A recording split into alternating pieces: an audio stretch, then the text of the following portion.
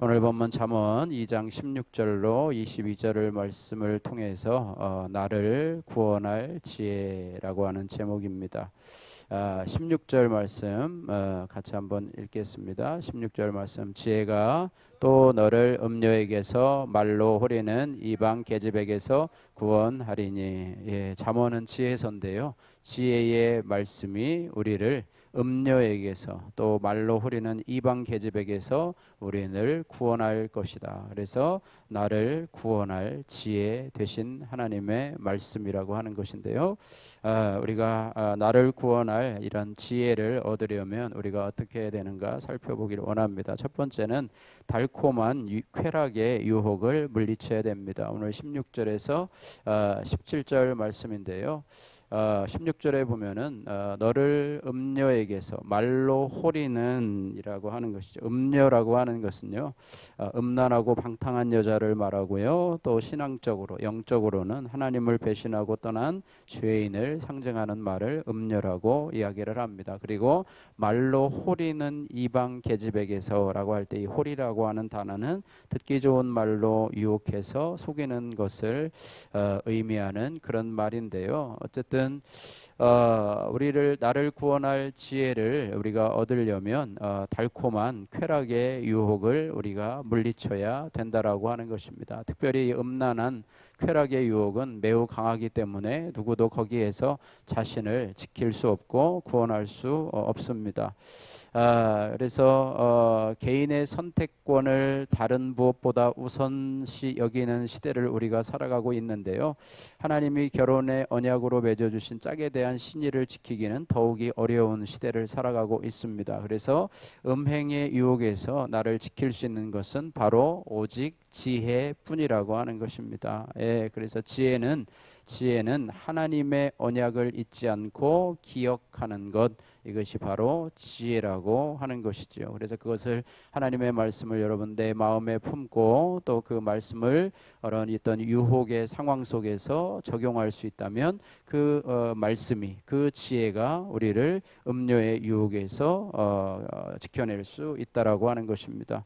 시편 119편 9절 말씀에 청년이 무엇으로 그 행실을 깨끗게 하리까 주의 말씀만 지킬 따름이니이다, 이렇게 말씀하고 있습니다. 그래서 우리가 우리의 행실이 깨끗해지려면 스스로 단련해서 되는 것이 아니라요, 주의 말씀을 품고 그 말씀을 지키면 그것이 바로 음녀의 유혹에서, 음행의 유혹에서 나를 지켜줄 수 있다라고 하는 것입니다. 그래서 지금 겪는 갈등이 아프고 이 아픔을 치료해 줄 것 같은 달콤한 유혹이 있어도 주님의 언약을 우리가 기억할 때 우리는 구원을 얻게 됨을 기억해야 합니다. 적용의 말씀입니다. 내가 하나님의 언약을 잊어버리도록 유혹하는 음녀 같은 대상은 누구이고 또 무엇입니까? 여러분 생각해 보시고 적용해 보시기를 바라고요. 두 번째로 나를 구원할 지혜를 얻으려면 선택의 순간에 내 욕구와 감정과 판단보다는 하나님의 말씀을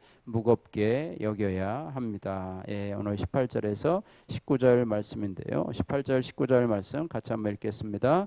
그의 집은 사망으로 그의 길은 스올로 기울어졌나니 누구든지 그에게로 가는 자는 돌아오지 못하며 또 생명길을 얻지 못하느니라. 이건 돌아오지 못할 선택. 지혜를 선택하지 않는 사람, 지혜를 선택하지 아니하고 자신의 욕구와 감정과 판단을 선택하는 사람의 결과에 대해서 말씀하고 있는 것이죠. 그래서 그의 집은 사망으로 그의 길은 스올로 기울어졌나니라고 하면서 누구든지 그에게로 가는 자는 돌아오지 못하며 또 생명길을 얻지 못하느니라. 음료의 길로 행하고 음행의 길로 행하고 죄악의 길로 행하고 지혜를 떠나는 자는 바로 이러한 삶을 살게 된다라고 하는 것입니다. 하나님의 언약을 믿고 자기 쾌락을 쫓는 사람들은 당장은 행복하게 잘 사는 것처럼 그렇게 외부 사람들에게는 보일 수 있고 또 스스로도 그렇게 사는 것처럼 스스로 그렇게 만족을 얻을 수 있을지도 모릅니다. 그러나 하나님은 하나님의 언약을 잊고 자기 쾌락을 쫓는 사람의 결론을 그의 집은 사망으로 그의 길은 스올로 기울어졌다, 이렇게 명확하게 판결을 해주고 계십니다. 따라서 그 유혹에 빠져 빠져서 언약을 잊어버리는 선택을 하는 사람은 누구든지 다시는 돌아오지 못하며, 돌아올 수 있으면 얼마나 좋겠습니까? 그러나 한번 그 선택의 길, 나눔의 갈림길을 갔다면 더 이상 돌아올 수 없다. 참 무서운 것이죠. 그죠? 돌아올 수 없다. 한번 선택한 거니 선택이 얼마나 중요한가를 여러분 알게 되어서요. 여러분 선택의 순간에 내가 이걸 선택하고 저걸 선택해야 될까? 선택의 순간에 내가 이거를 선택하면 어떤 결과를 가져오게 될 것인가? 또 저걸 선택하면 어떤 결과를 가져오게 될 것인가? 여러분 그것을 여러분 쉽게 선택하지 말고, 특별히 여러분의 욕구와 또 감정과 여러분의 판단에 의지하지 말고 하나님의 말씀을 무겁게 여기는 그런 은혜가 있기를 주님의 이름으로 축복합니다. 그래서 우리의 선택이요, 어떤 때는 순간의 선택이 뭐 10년을 좌우한다라고 옛날에 뭐 금성 뭐 테레비 선전할 때 뭐 그렇게 했었는데요. 우리의 이 선택은 영혼을 좌우할 수도 있다라고 하는 것을 기억하면서 우리가 살아야 됩니다. 근데 우리의 선택이요, 참 순간적으로 선택할 때가 많아요. 오늘 적용의 말씀인데요. 내가 이 정도쯤은 괜찮겠지라고 하며 선택의 순간에 이 한마디로 선택을 해버려요. 음행의 선택을 하고 또 쾌락의 선택을 합니다. 이 정도쯤은 괜찮겠지, 이번 한 번만은 별일 없겠지라고 하면서 그 음행의 선택을, 죄악의 선택을 너무 쉽게 결정해 버리는 그런 경우가 있지는 않은가. 그래서 이런 경우를 우리가 생각하면서 그때마다 우리가 주의 말씀을 무겁게 여기면서 그쪽 길로 가는 것을 우리가 막아야 될 줄로 믿습니다. 자, 세 번째, 나를 구원할 지혜를 얻으려면 성경으로 분명히 알려주시는 지혜를 따라서 우리는 이 땅을 살아가야 합니다. 20절에서 22절 말씀인데요.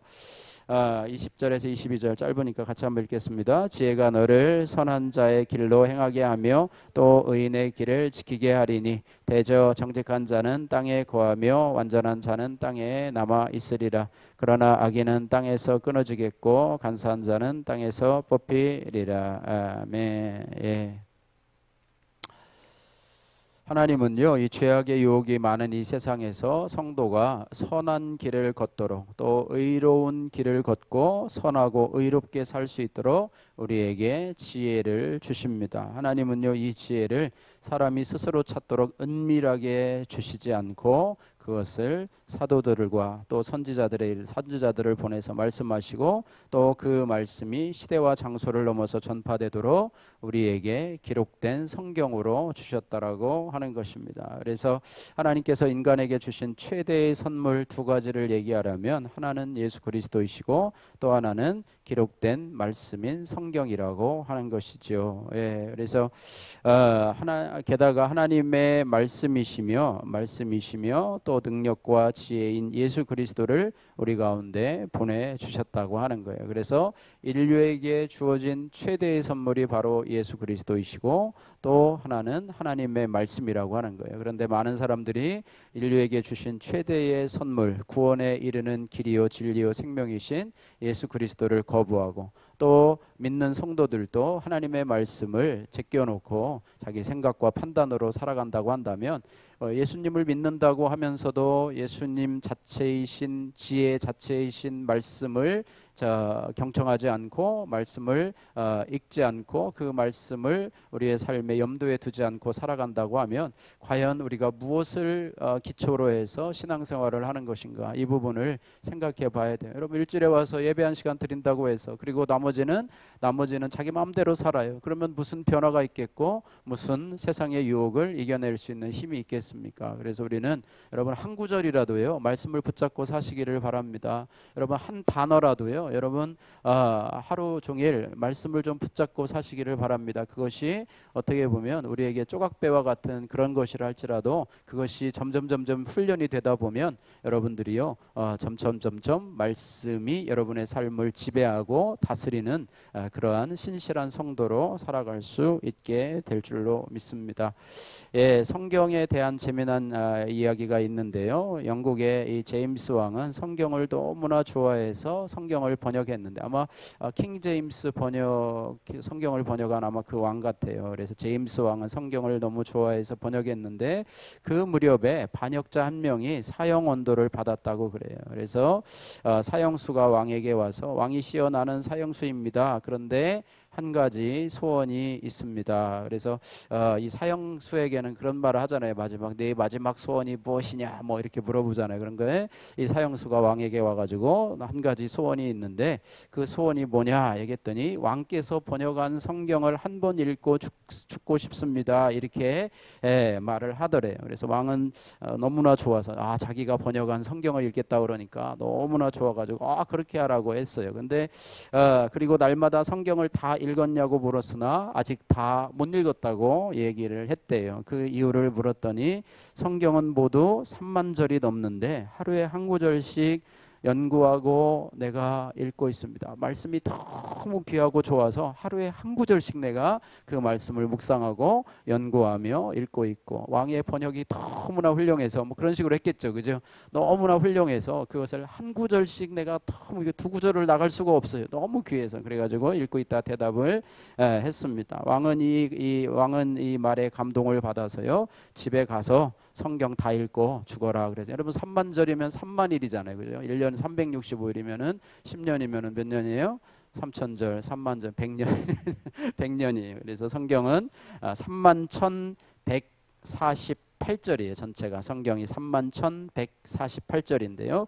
이런 간증이 있습니다. 여러분 매일 한 구절씩만 읽어도요. 100년이 넘게 걸리는 하나님의 말씀이에요. 그래서 매일매일 우리가 하나님의 말씀을 읽고 또 가까이 하는 것 중요하다고 생각합니다. 그래서 나를 구원할 지혜를 얻으려면 성경으로 분명히 알려주시는 지혜를 따라서 우리가 살아야 될 줄로 믿습니다. 질기디 질긴 악인이라고 하는 한 형제님의 신앙 간증입니다.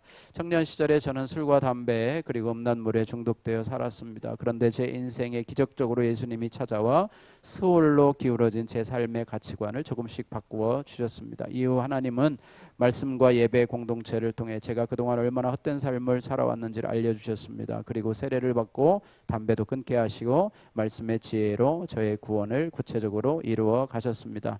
하나님은 교만하여 연애도 제대로 하지 못하던 제가 목사님 주례로 결혼하여 육적인 후사까지 낳는 은혜를 주셨습니다. 하지만 음료의 세력에서 여전히 헤어나지 못한 저는 아기를 재우는 와중에도 컴퓨터로 음란물을 보았습니다. 또한 술을 마시고 넘어져서 이가 부러지는 사건을 겪고도 또다시 술을 의지했습니다. 현재 저의 세 자녀는 모두 초등학생인데요. 말씀대로 살지 못하는 아빠를 보고 자란 아이들은 주일이 되면 교회 가기 싫다고 짜증을 냅니다. 그런데 저는 이런 아이들을 달래기보다는 더 크게 화를 내며 큰 소리를 치곤 합니다. 그리고 신혼초에는 믿지 않는 양가 부모님께 복음을 전하는 것을 결혼의 사명이라 여겼지만 어느새 그것을 잊어버리고 경제적으로 도움이 필요할 때만 손을 벌리고 있습니다.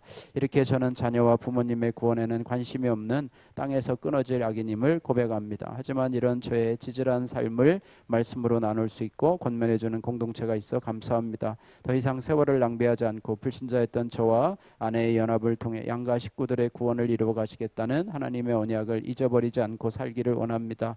은혜로 허락하신 땅인 믿음의 공동체에 거하여 날마다 말씀으로 악하고 음란한 제 모습을 보게 하시는 것이 하나님이 제게 주신 큰 사랑입니다. 이제는 이 땅에 남아서 지혜의 말씀을 의지하며 살기를 소망합니다. 적용하기 주일에 양가 부모님께 안부 전화를 드리고 주님을 영접하시기를 기도하겠습니다.